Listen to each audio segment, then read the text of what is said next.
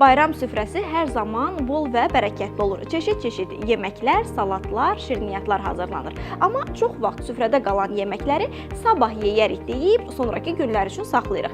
Bəs bu sağlamlığımız üçün nə dərəcədə təhlükəlidir? Mütəxəssislər bildirirlər ki, bişirilmiş qidalar düzgün saxlanılmadıqda və ya dəfələrlə qızdırıldıqda bakteriyaların çoxalması üçün əlverişli mühit yaranır. Xüsusilə yumurta, ət, toyuq, balıq, göbələk, ispanaq, çuğundur və kərəviz kimi məhsulları 2 saatdan artıq otaq temperaturunda qalarsa təhlükəlidir. Məsələn, bişmiş düyü yeməklərdə düzgün saxlanılmadıqda Bacillus cereus sürətlə çoxalır.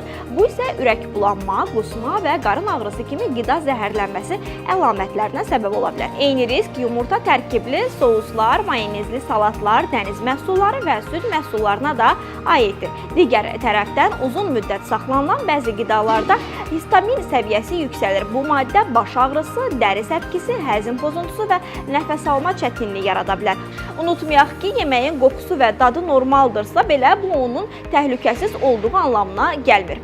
Yeməkləri soyuducuya qoymazdan əvvəl mütləq otaq temperaturuna qədər soyutmaq lazımdır. İsti halda soyuducuya yerləşdirilən qidalar rütubəti artırır və bu da mikroorqanizmlərin inkişafını sürətləndirir. Bəzi qidalar isə ümumiyyətlə yenidən qızdırılmamalıdır. Xüsusilə təkrar isidilməsi məsləhət görülməyən qidalar arasında toyuq yeməkləri, yumurtalı souslar, göbələk, ispanaq, çuğundur və kərəviz var.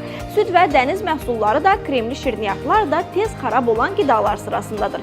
Hətta uzun müddət saxlanılmış çay belə əvvəlki keyfiyyətini itirir, orqanizmə fayda vermir. Sağlam qalmağın ən sadə yolu yeməyi ehtiyac qədər bişirmək, düzgün soyudub saxlamaq və mümkün qədər təzə halda istehlak etməkdir. Çünki öncədən tədbir görmək hər zaman müalicədən daha asandır.